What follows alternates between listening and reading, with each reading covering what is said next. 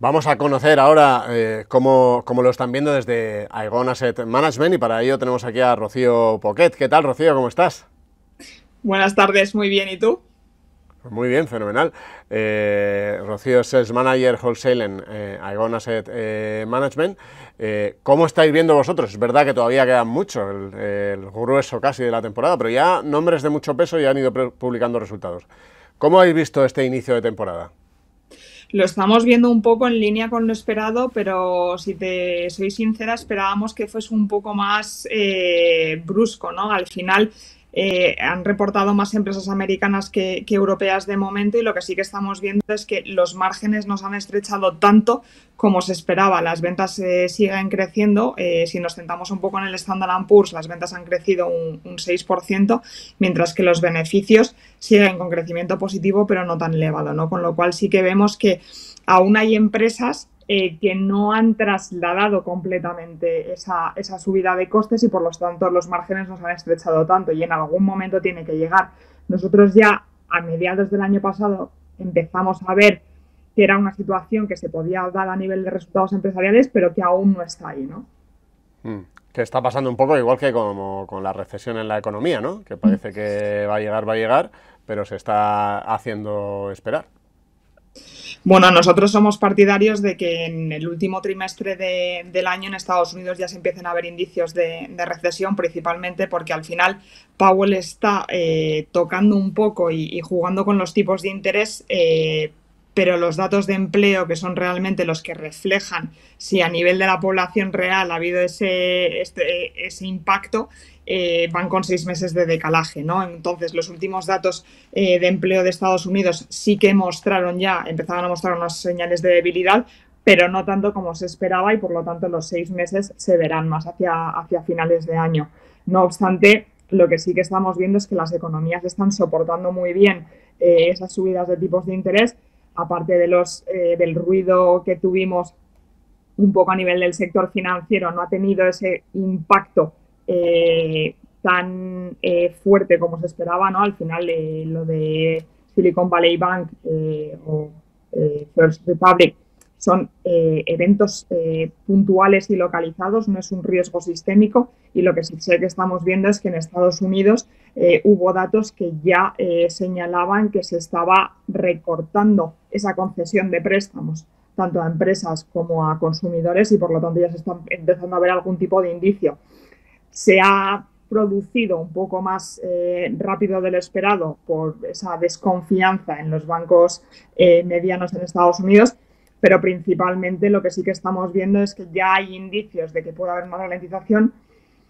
No sabemos si va a ser una recesión fuerte o lenta o suave, pero sí que ya empiezan a haber indicios. Mm. El consenso venía esperando, muchas veces nosotros hablamos con muchos expertos y dicen, no, es que el consenso está demasiado optimista con los resultados de las compañías, ¿no? Pero claro, uno empieza a ver estas cifras de este en la que no se refleja efectivamente todavía esa caída que se espera en los márgenes, a lo mejor el consenso tampoco está tan equivocado.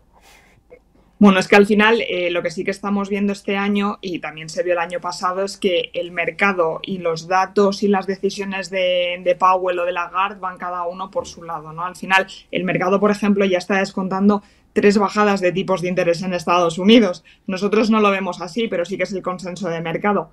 Por lo tanto, claramente están descontando una situación que no estamos viendo en los datos macroeconómicos. También se está descontando un poco que la inflación va a bajar mucho más de lo esperado, mientras que el mercado laboral sigue extremadamente fuerte y al final la inflación se ha reducido considerablemente por el precio de la energía, pero lo que es el core CPI, o sea, el subyacente, sigue muy fuerte por los sueldos y salarios, con lo cual tenemos que ver cómo se va a reducir eso. Es bastante difícil, es una inflación que va a ser más permanente de lo que pensábamos y por lo tanto ahí hay un poco de desequilibrio, ¿no? para las políticas monetarias.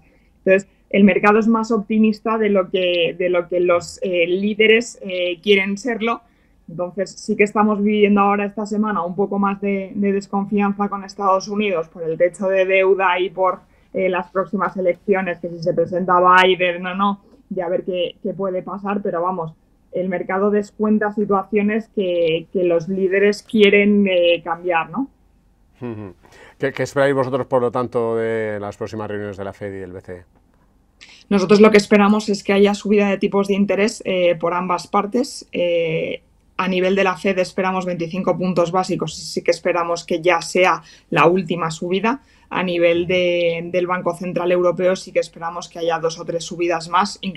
Se está esperando 75 puntos básicos en total, 25 en esta reunión. Lo que sí que vemos es que Europa va 2 pasos por detrás de Estados Unidos. Estados Unidos ya está llegando a sus máximos niveles, lo que sí consideramos, como te he comentado antes, que no vaya a haber una bajada de tipos, sino que se vaya a mantener estable hasta que realmente Powell vea que a nivel de ese mercado laboral americano hay indicios de bajada y a nivel de la inflación lo mismo, que haya un crecimiento, o sea, un negativo, básicamente. Y luego lo que sí que estamos viendo es que en Europa la economía sigue bastante más fuerte de lo esperado, el sector servicios está tirando y por lo tanto las subidas de tipos van a prolongarse más en el tiempo. En Europa pues ya tenemos ahí el Euribor prácticamente en el 4%, es que es unos niveles que si nos dicen hace un año, vamos, no se lo cree nadie de los que estamos hablando, pero ya lo está descontando el mercado. Sí, no, al final el mercado está descontando esas subidas de tipos, se está descontando también que la inflación subyacente perdure en el tiempo, y lo que sí que estamos viendo es cómo o sea, al final esas políticas monetarias van a ser capaces de frenar ese avance de la inflación, ¿no? Al final Lagarde tiene un dolor de cabeza más que Powell, y es que los bancos centrales de cada uno de los países están un poco divididos. Tienes parte de la Unión Europea que sí que está pidiendo que se frenen las subidas de tipos, y hay parte de la Unión Europea que está diciendo que no más subidas de tipos, porque es que hay países que siguen con inflaciones de 2 dígitos, con lo cual estamos en sintonías completamente distintas, ¿no? Por lo tanto, ahí vamos a ver cómo pueden influir un poco en esa política monetaria de Lagarde y cómo van respondiendo los datos de las economías. Al final, teniendo en cuenta que somos economías, por ejemplo, en el sur de Europa, que estamos basadas en el sector servicios y que estamos centrándonos un poco en esa temporada de verano, a ver cómo afecta esa temporalidad a los datos del mercado laboral y, por lo tanto, a esos datos en los que se basa la carta. Sí, tiene pinta que la inflación de la caña en el chiringuito este año va a ser terrible. Pero bueno, eso lo experimentaremos, esperemos dentro de poco. ¿Qué riesgo veis ahora para los mercados? Antes hablabas de esa restricción del crédito en Estados Unidos después de lo que ha sucedido con Silicon Valley Bank. ¿Pensáis que ese es el mayor riesgo al que se enfrentan ahora?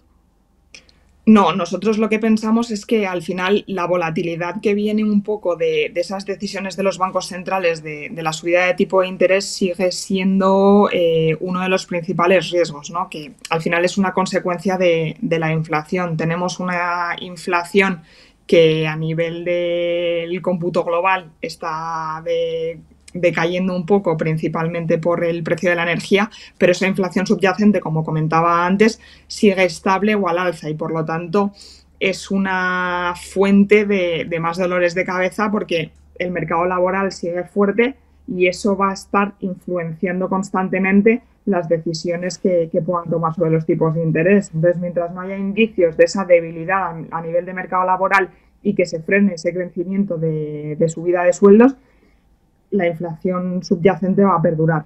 Entonces ese es un poco el tira y afloja.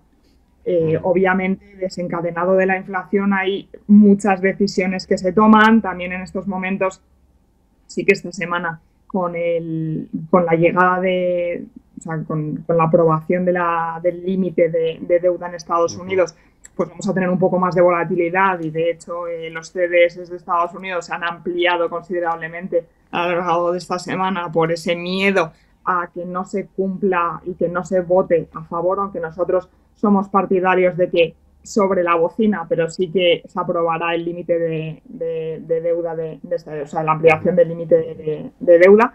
Pero vamos, al final siempre van a haber motivos de volatilidad en el mercado, y debemos de dejar atrás un poco esos años en los que el mercado estaba completamente tranquilo, ¿no? Nos hemos acostumbrado a que los cisnes negros que veíamos antes ahora sean un poco más recurrentes. Sí, hemos intentado domesticar a los cisnes negros. Para terminar, ¿dónde estáis viendo ahora mismo más oportunidades? No sé si en qué tipo de empresas o en qué tipo de sectores. Nosotros estamos viendo más oportunidades a nivel de crédito de empresas, principalmente porque las tires a las que están emitiendo las empresas son mucho más elevadas, por lo tanto el inversor de renta fija por fin ve esas rentabilidades elevadas, y luego porque consideramos principalmente que al final inviertes en un espectro completamente con una duración limitada, ¿no? Al final, cuando inviertes en renta variable, pues la volatilidad de mercado, aunque las rentabilidades puedan ser mayores, no deja de tener ese dolor de cabeza, ¿no? De cada vez que hay una noticia que va a pasar, y nos estamos centrando mucho en esa inversión de crédito, ya sea a nivel del espectro del investment grade, que está dando unas rentabilidades muy atractivas, como puede ser también empezar a picotear dentro de high yield, porque está dando rentabilidades de 2 dígitos prácticamente, con al final ese vencimiento en 2 años. Por lo tanto, sabes que a lo largo del tiempo vas a recuperar tu inversión, aunque la volatilidad haga que los valores liquidativos vayan cambiando a diario, pero sabes que a menos que haya un acontecimiento extraordinario a nivel de las empresas, sí que van a repagar esa deuda, ¿no? Con lo cual estamos más positivos dentro de todo lo que es el mundo de la renta fija, centrándonos más en cortos plazos y en investment grade. Bueno, pues nos quedamos con esa visión de la oportunidad que estáis encontrando en ese segmento. Muchísimas gracias por tu tiempo, Rocío. Gracias a vosotros, un saludo.